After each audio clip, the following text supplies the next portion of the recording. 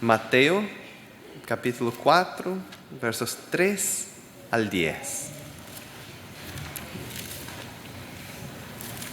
Y se lee así: Entonces se le acercó el tentador y le dijo: Si eres el Hijo de Dios, di que estas piedras se conviertan en pan.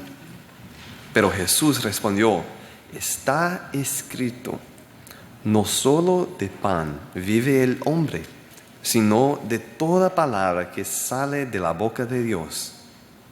Entonces el diablo lo llevó a la ciudad santa, lo puso sobre el alero del templo y le dijo: Si eres el Hijo de Dios, échate abajo, que escrito está: a sus ángeles mandará por ti, que te sostengan en sus manos, para que tu pie no tropiece en piedra. Jesús respondió: También está escrito, no tentarás al Señor tu Dios. De nuevo, el diablo lo llevó a un monte muy alto, le mostró todos los reinos del mundo y su gloria, y le dijo: Todo esto te daré, si te postras y me adorarás. Entonces respondió Jesús: Vete, Satanás, que escrito está: al Señor tu Dios adorarás, y a Él solo servirás. Amén. Amén. En esta mañana quisiera comenzar abriendo la palabra de Dios en un versículo que ustedes conocen, quizás conocen de memoria. Algunos de ustedes han leído este versículo varias veces y como iglesia de Dios, como pueblo de Dios, es un versículo que nos da una promesa de que el Señor tiene a un pueblo que quiere hacer su voluntad. Vamos a ir a Apocalipsis, el capítulo 14, versículo 12, y es un versículo que conlleva una sagrada y profunda verdad, hablando del tiempo en el que vivimos. Apocalipsis 14, versículo 12, ustedes conocen, dice lo siguiente: Aquí está la paciencia de los santos, aquí están los que guardan sus celulares, ¿no es cierto? Y no, los que guardan ¿qué? Los mandamientos de Dios y la fe de Jesús. Ahora, yo me pongo a pensar muchas veces, bueno, ¿qué significa esto de tener y guardar sus mandamientos y tener la fe de Jesús?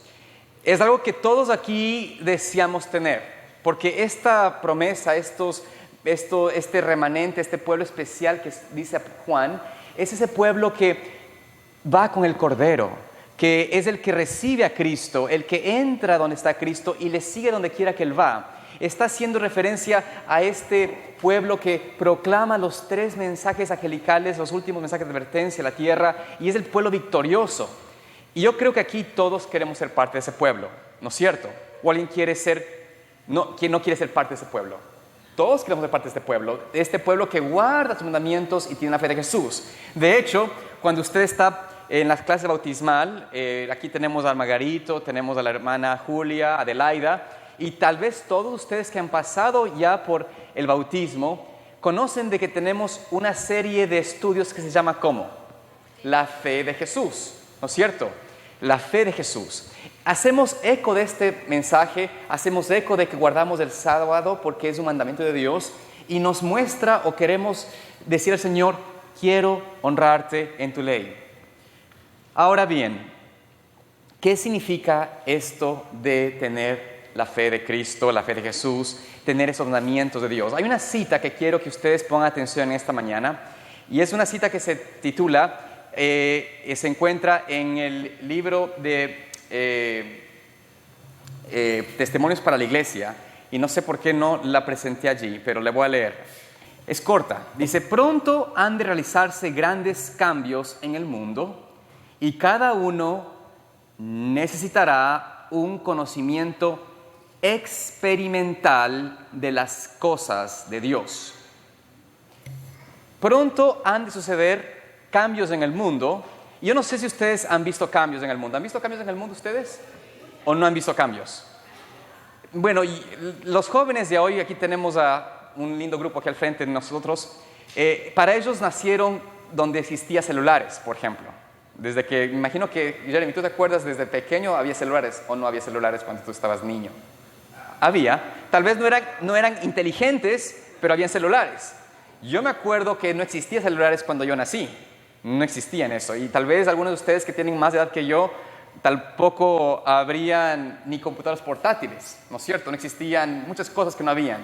Pero nosotros hemos visto que ha habido grandes cambios, pero más que esos cambios de tecnología, de información, los cambios que hemos visto en la sociedad han conducido cada día más a una desgracia peor, ¿no es cierto? Vemos un desafecto entre padres e hijos, vemos que no hay paz, no hay tranquilidad, hay mucha tribulación. Hoy estamos viendo, por ejemplo, muchos de nuestros hermanos inmigrantes están viendo cambios en la conducta de las personas de opresión, de abuso, de persecución. Estamos viendo cambios no pequeños, cambios graves y grandes.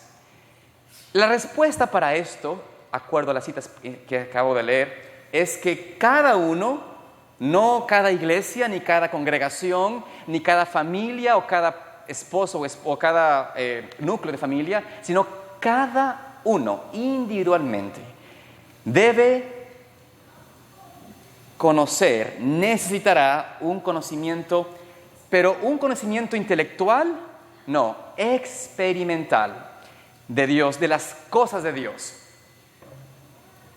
Así que vamos a ver en esta mañana, titulé yo en cierto sentido es una serie y hoy comienza la primera parte que es la fe de Jesús, pero esto continuará. Esta serie la he titulado La fe o viviendo la fe empírica. ¿Qué significa la palabra empírica? Tal vez los que no hablan español muy bien como nuestros jóvenes, voy a tener que decir la palabra en inglés a ver si es que saben. Empirical. ¿Qué significa la palabra empírica o empirical? Tal vez esa palabra tampoco han escuchado. Pero vamos a ver en el diccionario qué es el significado de esta palabra. Vamos a analizar esta palabra que significa la definición que da el diccionario de la palabra empírica. Son 3 definiciones y noten ustedes las 3 definiciones. La primera es derivado de la experiencia o el experimento.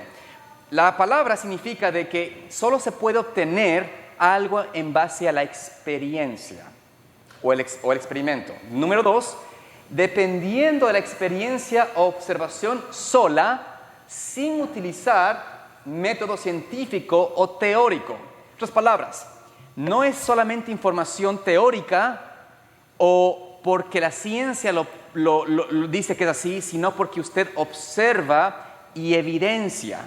¿Ok? Y la tercera razón es verificable por experiencia o experimento.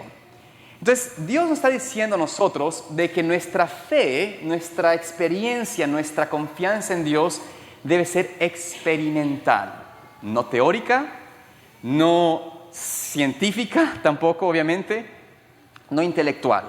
Debe haber una experiencia experimental, una fe experimental. Entonces, yo quisiera que ustedes analicen brevemente conmigo en el libro de Apocalipsis, el capítulo 12, y vamos a ver brevemente en este versículo si ustedes pueden descubrir 3 cosas empíricas de experiencia que les da a estas personas victoria delante del Señor. Vayamos al libro de Apocalipsis capítulo 12, versículo 11. También un versículo que ustedes conocen y yo no voy a poner ningún versículo allá en la pantalla porque quiero que abran sus Biblias conmigo. Así que Apocalipsis 12, 11. Apocalipsis 12, 11, ¿qué nos dice allí? Y ellos han, ¿qué cosa? Le han vencido por la sangre del Cordero y por la palabra de su testimonio y no han amado sus vidas hasta la muerte. ¿Qué 3 elementos? Yo encuentro ahí 3 elementos de experiencia, no de teoría, no de ciencia, pero de experiencia allí. ¿Qué tipo de elementos usted encuentra allí? ¿Cuál es el primero que ustedes ven ahí? ¿Cómo ellos obtuvieron esa victoria, que han vencido al enemigo, que han logrado obtener el resultado de la redención, que han podido llegar al cielo y están con el Cordero? ¿Qué usaron ellos? ¿Cuáles fueron sus elementos de experiencia? Primero, ¿no es cierto? Perdón, se me perdió aquí, parece la que quería presentarles. Bueno, primera, la sangre, ¿no es cierto? La sangre del Cordero. 2, la palabra, ¿de qué? De su testimonio. Y la 3, ¿cuál es? Que no amaban, ¿qué? Sus vidas hasta la muerte. 3 cosas que son experimentales. No se pueden, usted no le puede decir, yo no puedo decir aquí a Jeremy, yo quiero que tú ames a Dios y que dejes a un lado tu vida hasta la muerte. O sea, que prefieres ser fiel a Dios y dar tu vida en muerte. Yo no le puedo decir eso a Jeremy y simplemente ser una teoría para él. Decir, sí, yo estoy de acuerdo, es una idea muy bonita, es un lenguaje muy bonito. Para que eso sea realidad, él tiene que experimentarlo. Yo no puedo decirle a mi esposa, decir, mi amor, yo quiero que tú venzas al enemigo creyendo en la historia de Jesús, en la historia de Jesús que murió por ti. Yo le puedo decir eso, pero si ella no cree en su sangre que pagó su pecado, que la redimió del pecado, eso para ella es solamente una teoría. Y tampoco podemos nosotros pensar, ¿no es cierto?, de que la palabra del testimonio, de su testimonio experimental, es algo que pueda una persona ajena a mí hacerlo. Yo tengo que poder dar palabra de mi testimonio. Esas palabras, esto significa, es mío, personal. Yo tengo que poder decir a otros, yo conozco a Jesús, yo sé que Cristo es real, porque en mí así lo he vivido, lo he experimentado. Tal vez analicen esto de una manera. ¿Cuántos de ustedes no tienen duda alguna de que Dios es real? ¿Cuántos de ustedes no tienen duda alguna que Dios es real? Si ustedes van en su vida, amén por eso, si ustedes van en su vida y piensan a pensar en su experiencia, ¿dónde en su vida han habido elementos o momentos que usted dice, yo vi y estoy convencido de que Dios existe, de que Dios es real? Por ejemplo, alguien que ha sido salvado de un problema grande, ¿no es cierto? De una persecución, de una cárcel, que ha sido rescatado, tal vez su vida ha estado en peligro, ha estado entre la vida y la muerte. Y uno ve que Dios lo salva, que solo la mano de Dios pudo salvarnos. Eso a nosotros nos muestra categóricamente por experiencia que Dios es real. Este tipo de experiencias son las que el ser humano debe tener por sí mismo para poder tener esa victoria.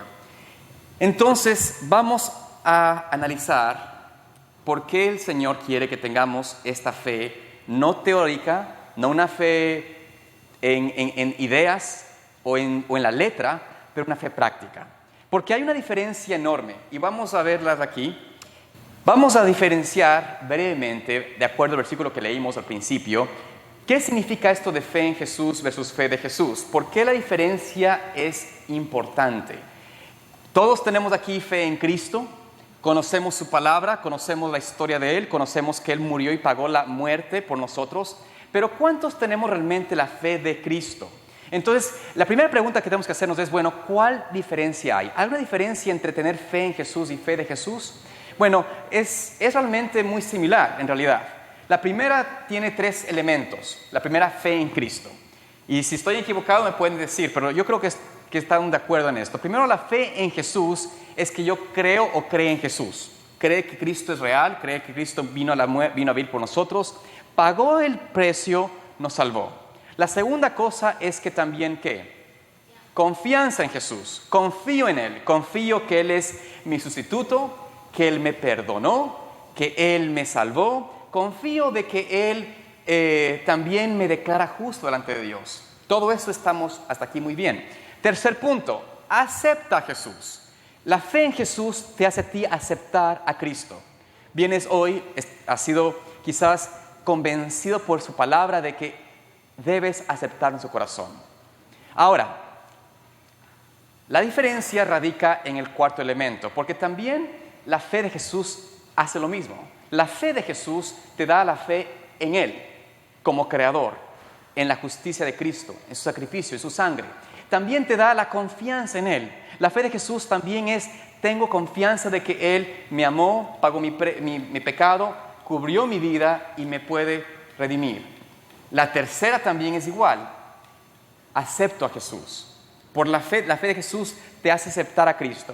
Pero la única diferencia final es en esta, que la fe de Jesús que el pueblo de Dios debe tener es esta fe que tuvo Cristo cuando estuvo en la tierra. Una fe experimental. Ahora, ¿para qué es eso necesario?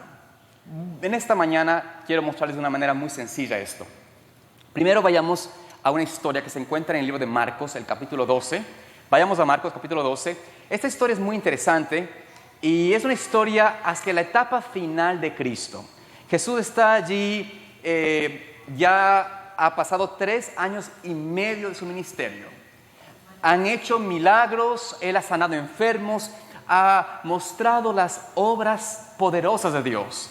El pueblo está claro de que Él es alguien especial. De hecho, ese domingo habían alabado su nombre y habían dicho, Hosana al que viene al Hijo de David. Hosana al Hijo de David.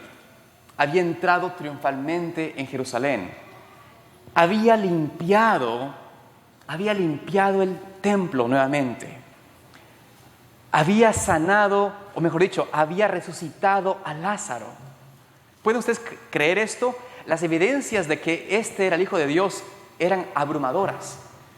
Usted dirá, ¿cuántos de ustedes dirían? Si yo viviese en ese tiempo, yo hubiese aceptado a Cristo. ¿Cuántos dirían eso? ¿Nadie?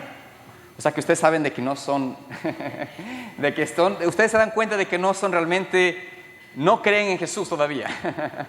¿Cuántos de ustedes dicen, yo creo que estaría siguiendo a Cristo, sería un seguidor de Cristo? ¿Cuántos, si ustedes se imaginan, viendo lo que vieron, cuántos estarían realmente ansiosos de ver a Cristo y de querer y seguirle? Yo creo que todos aquí tendríamos ese deseo de ser parte de sus discípulos. Pero quiero que ustedes noten en esta historia del capítulo 12 de Marcos algo muy interesante y vamos a leer brevemente en el versículo 28. Ahora, quiero que entiendan el contexto. A mí me gusta tratar de cuando hablo la palabra de Dios, de estudiar y entender un poquito lo que está pasando. No voy a leer esto porque es muy largo, pero Cristo estaba en el templo y salieron a él unos fariseos primero y se juntaron con unos herodianos, dice la palabra, que estos herodianos eran los que gente creyente en cierto sentido, pero de mucha influencia económica y política. Ellos eran muy allegados a Herodes, por eso les llamaban herodianos, era de este tipo de personas, de este grupo de personas de mucho dinero y autoridad ante los judíos y con los judíos, pero eran judíos. Ahora ellos van a Jesús y le dicen en una forma muy sutil, Maestro, sabemos que eres sincero, sabemos que predicas la verdad y que quieres que seamos todos seguidores de Dios. En otras palabras, dinos pues, ¿es bueno dar tributo a César? ¿Sí o no? Ahora, ustedes conocen, Jesús les dice a ellos, miren, ¿por qué me tientan? Sabiendo que eran hipócritas, porque no le decían de corazón que Él era un maestro de Dios. Ellos no creían en Él, no confiaban en Él, y sabían que lo que querían era entramparlo en algo. Entonces Jesús le dice, mira, hipócritas, no le dice hipócritas, le dice, miren, no me tienten.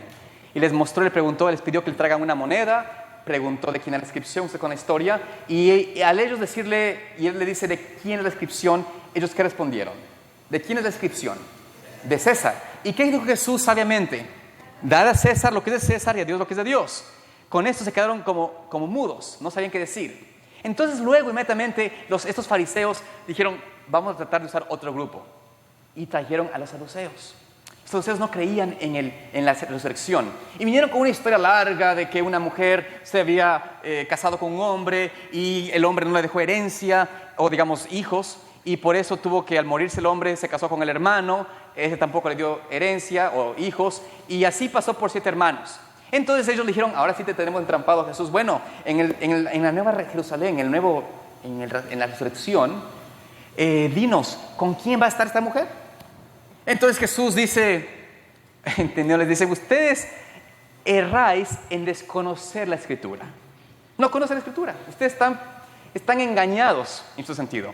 Pero le dice, miren, en el reino de los cielos no va a haber ni matrimonio, no se van a casar ni dar en casamiento, van a ser como ángeles.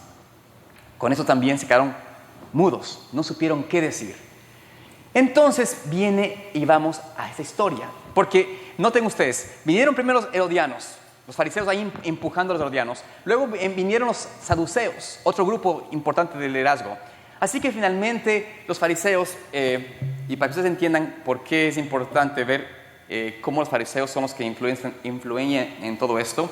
En Mateo, ahora mantengan su Marcos abierto allí, pero vayan a Mateo 22, brevemente a Mateo 22, y noten ustedes en el versículo 34, que es la misma historia, pero Mateo la da un poquito más corta, sin lo que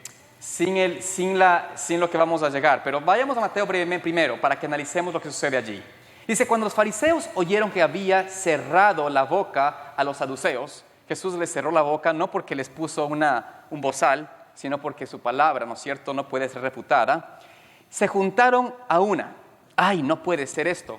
No podemos ni con los herodianos, ni con los saduceos. ¿Cómo podemos entrampar a Cristo? Así que fueron, ¿a quién?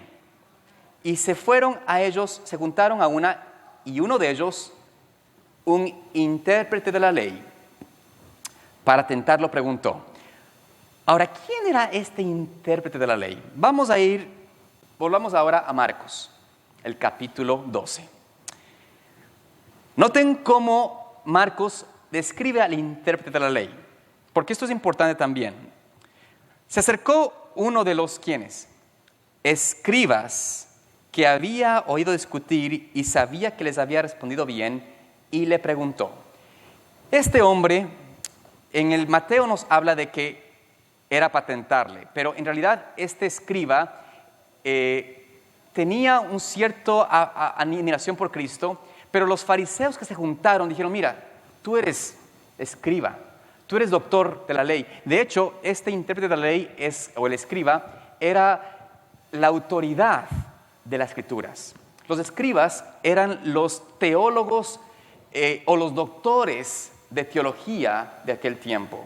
Eran los hombres que habían pasado tiempo estudiando la Escritura. No solamente podían ellos escribir y redactar y tener la autoridad para predicar y hablar de la palabra de Dios, ellos eran la cima de la educación teológica de aquel entonces. Un doctor de la ley, un intérprete de la ley era lo máximo. Tenía un PhD en, podemos decir, divinidad, o bueno, en una maestría de divinidad, una maestría de teología. Este hombre, no todos eran personas que no amaban al Señor. Este hombre percibió que Cristo respondió bien, respondió de acuerdo a la palabra de Dios, tanto a los herodianos como también a los saduceos. Así que él, al juntarse con los fariseos, le dice, mira, tú dile a él, a ver, trata de decirle a ver qué cree. Entonces él se acerca a Cristo, y aquí nos vamos a ver, y le preguntó. Noten aquí quién preguntó a quién.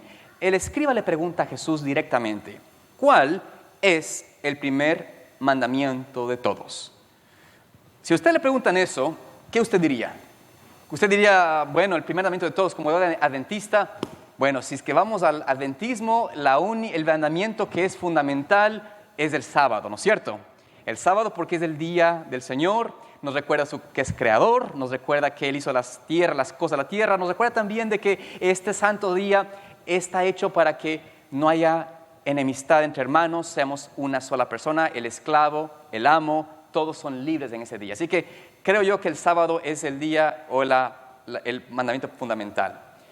Bueno, aunque no lo crean, está bastante cercano a la verdad. Pero el mandamiento principal que Jesús responde no es necesariamente el cuarto, sino lo siguiente.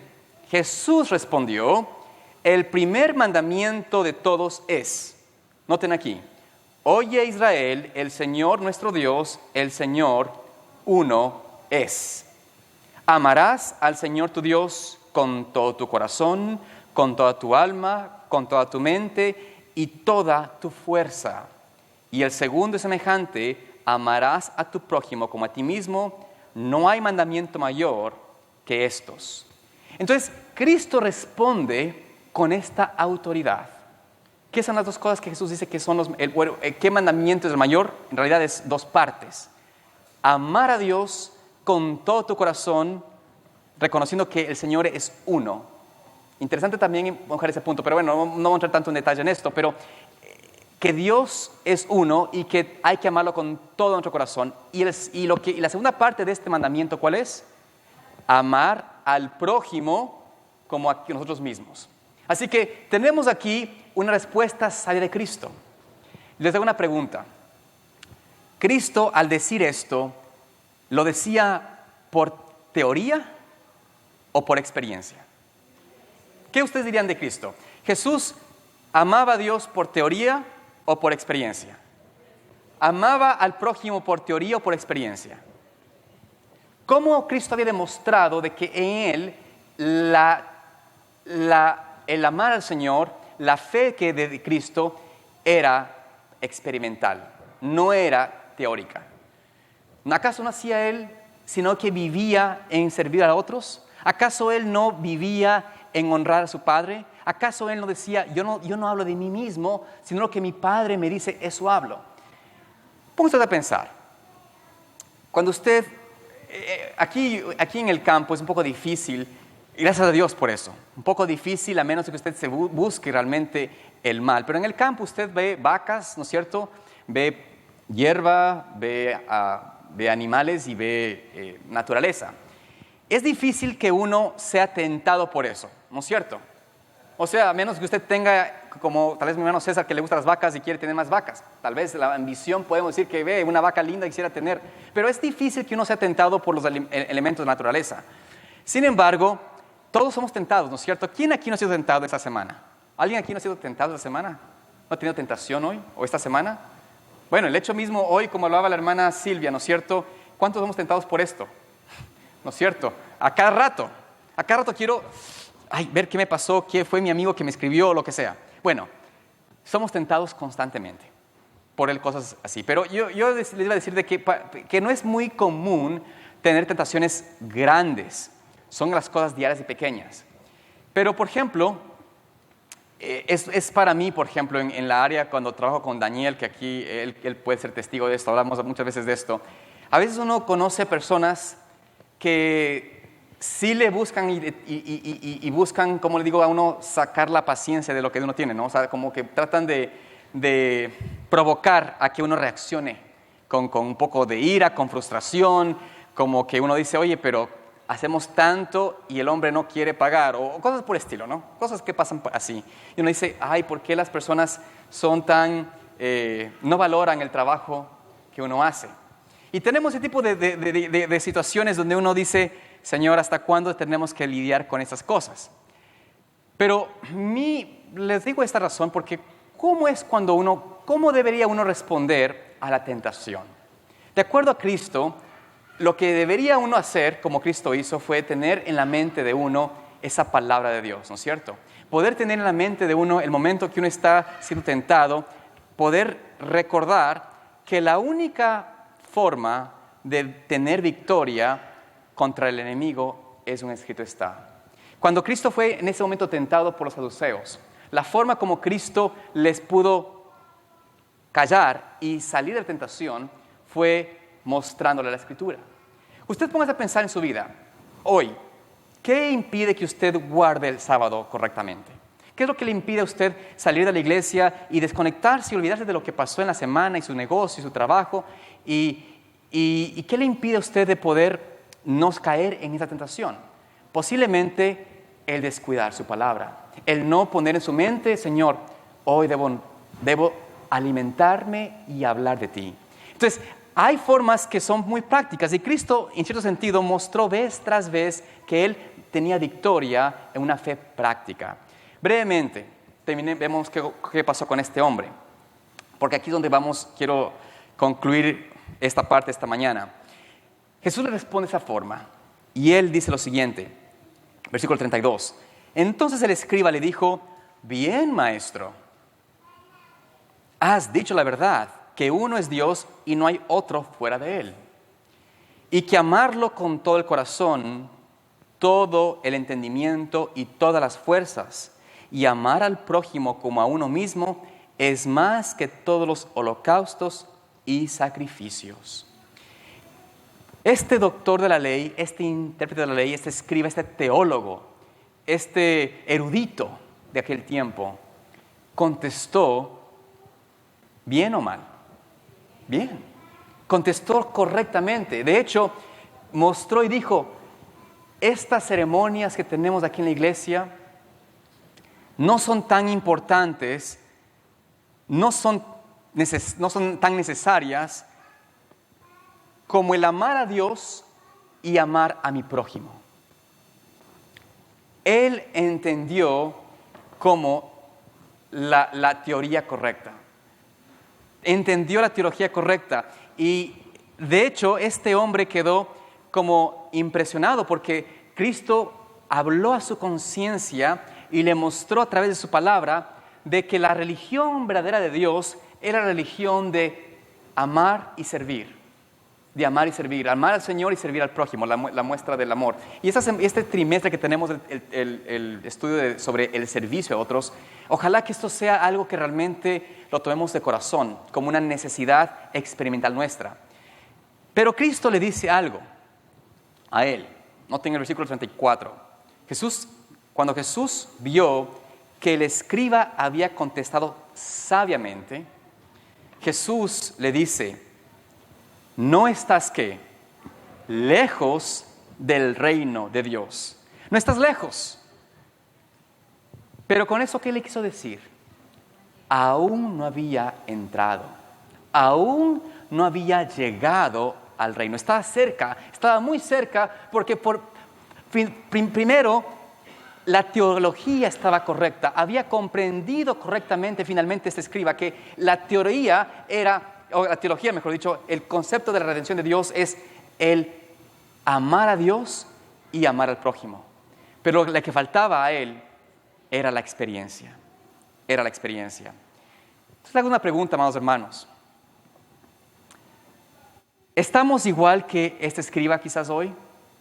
Que entendemos tal vez la teoría, entendemos la teología, pero no entendemos la experiencia. ¿Cómo estamos nosotros como hermanos de iglesia, como pueblo de Dios? Cuando yo soy tentado a hacer algo, a escuchar algo, a ver algo que quita de mí mi relación con el Señor, que empieza a cortar esa relación con Dios, ¿qué respondo a eso? ¿Con un sacrificio más? ¿Con una oración más larga? ¿Con un diezmo más grande? ¿Una ofrenda más generosa? ¿Cómo respondo yo a la tentación? ¿Cómo respondo yo a la experiencia de mi vida en tentación? Quiero que solamente terminemos en esta mañana con este pensamiento que se encuentra en Mateo, capítulo 4, la lectura bíblica. Y yo les voy a invitar a que estudien esta tarde. Va a ser una tarea. Si ustedes quieren evitar caer en tentación el día sábado, escuchen esta tarea que les voy a dar. Vamos a leer ahora, pero yo quiero que ustedes vayan y estudien y vean en qué manera experimental Cristo tuvo victoria. Vamos a Mateo 4 y leamos lo que fue nuestra lectura bíblica, versículo 3 en adelante. Entonces se acercó el tentador y le dijo: si eres hijo de Dios, di a estas piedras que se conviertan en pan. Pero Jesús respondió: escrito está, no solo de pan vive el hombre, sino de toda palabra que sale de la boca de Dios. Entonces el tentador, el diablo, lo llevó a la ciudad santa, lo puso sobre el alero del templo y le dijo: si eres hijo de Dios, échate abajo. ¿Qué escrito está? A sus ángeles mandarás por ti, que te sostengan en sus manos para que tu pie no tropiece en piedra. Jesús respondió: también está escrito, no tentarás al Señor tu Dios. De nuevo le mostró el diablo a un monte muy alto, lo llevó a un monte muy alto y le mostró todos los reinos del mundo y su gloria y le dijo: todo esto te daré si te postraras y me adoraras. Entonces respondió Jesús: vete, Satanás, que escrito está, al Señor tu Dios adorarás y solo a Él servirás. Entonces el diablo lo dejó. Cómo el Señor Jesucristo, en una forma experimental, tuvo victoria. Cómo su fe fue no teórica, sino práctica. Cómo fue su fe empírica y no una fe simplemente intelectual. Analicen esto en esta noche, esta tarde. Tarea para ustedes. Cuando tenga que volver, adelante ustedes, estudiaremos estos 3 versículos más detenidamente, estas 3 tentaciones. Pero yo quiero que ustedes queden en su mente con la necesidad de entender de que tenemos que alcanzar una fe de Jesús. Pero una fe que no en base a mi propia fuerza, no en base a mi autofortaleza, sino esa fe de Cristo que creo y acepto por sus méritos. Porque Él no solamente me ha llamado, pero también me da la fortaleza, el poder de vivir como Él vivió. Dios quiere su pueblo, un pueblo que tenga sus mandamientos y tengan la fe de Jesús.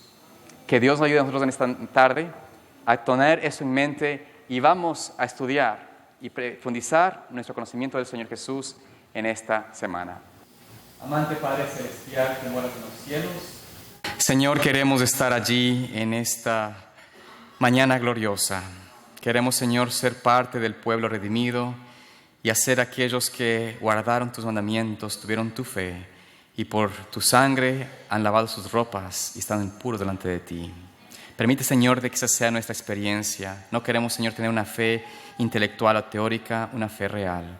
Que sea, Señor, evidente porque amamos a ti, adoramos tu nombre y también amamos a otros prójimos. Rogamos todo eso, Señor, danos de tu gracia, acompáñanos esta semana. En el nombre de Jesús. Amén.